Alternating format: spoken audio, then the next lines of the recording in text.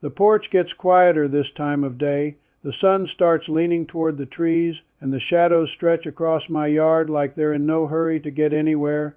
I settle into this old wooden rocking chair with my coffee, and it gives the same familiar little creak it has for years. Some folks might say that sound means the chair is getting old. I like to think it's just clearing its throat before another evening. I sit here most afternoons if the weather allows, not because I have something important to do, quite the opposite, really. I come out here because there isn't anything I have to do for a little while. It makes me notice things, the breeze stirring the maple leaves, a robin making one last trip across the yard before calling it a day, the smell of fresh cut grass drifting over from somewhere down the road, the soft clink of my wind chimes whenever the air decides to move. Funny thing is, I don't see many people just sitting anymore. Oh, I see folks walking, driving, mowing, heading somewhere, always on the move, but just sitting. That seems to have become a rare thing. It wasn't always that way. When I was younger, evenings had a rhythm all their own. After supper, the dishes got washed. Somebody dried them with an old towel while somebody else put them away. The kitchen lights stayed on, but before long someone would say, "Let's go sit outside." That was all the invitation anyone needed. No special plans, no entertainment. No schedule, just the porch. Back then, the porch wasn't an extra room. It was part of everyday life. You'd ease into a chair while the board still held a little warmth from the afternoon sun. You'd hear a screen door slap shut somewhere nearby. Then another. Pretty soon half the neighborhood seemed to be outdoors. Nobody announced it. It just happened. The sunset was enough to keep your attention. You'd watch the sky slowly trade its bright blue for gold, then orange, then that soft purple that only lasts a few minutes before night settles in. Nobody rushed the colors. Along, the birds knew the routine better than we did.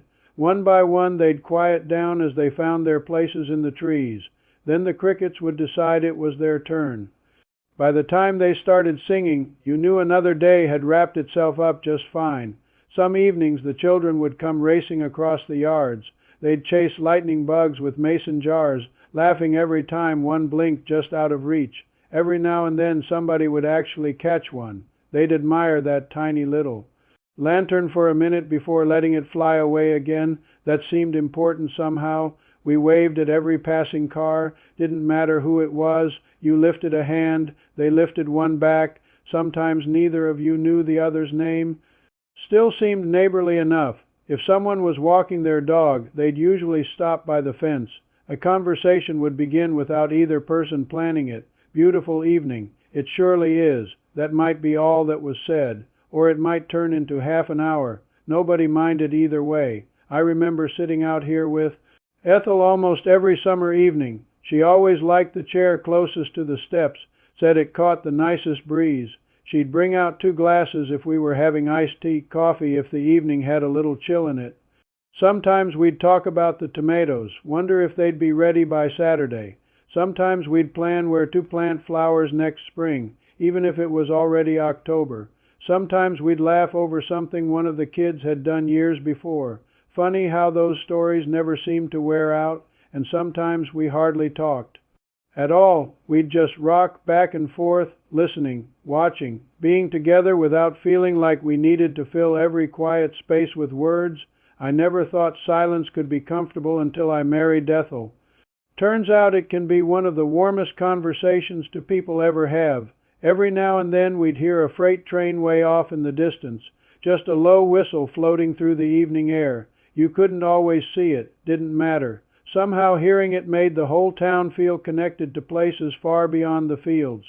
On Sunday evenings, if the wind was blowing the right direction, we'd hear church bells too, not loud, just enough to remind you another week was beginning. Rainy evenings had their own charm. You could watch dark clouds drift across the fields long before they reached town. The breeze would cool, the leaves would start turning over, then the first drops would tap against the porch roof. Nobody complained.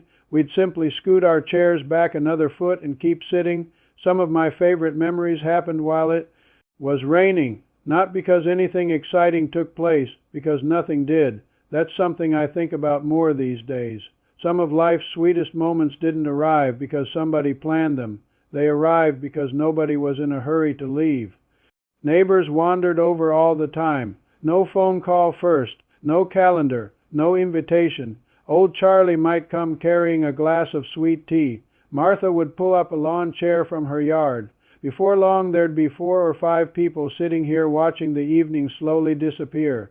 Stories drifted wherever they pleased. One person remembered an old fishing trip. Another talked about the county fair. Somebody always had a joke that wasn't particularly funny. We laughed anyway. Looking back, I can't remember many of the exact conversations. I remember how they felt easy, unhurried, comfortable. Nobody kept checking the time. Nobody said, "I've got to be somewhere," because for that little while we already were. Weekends felt the same. The grass had been mowed. The garden was watered. The grocery shopping was finished. Whatever chores were left could wait another day. That wasn't laziness. That was simply trusting tomorrow to take care of tomorrow. Today feels a little different. Not worse, just different. Life certainly moves faster than it used to. There are more things asking for our attention, little sounds coming from our pockets.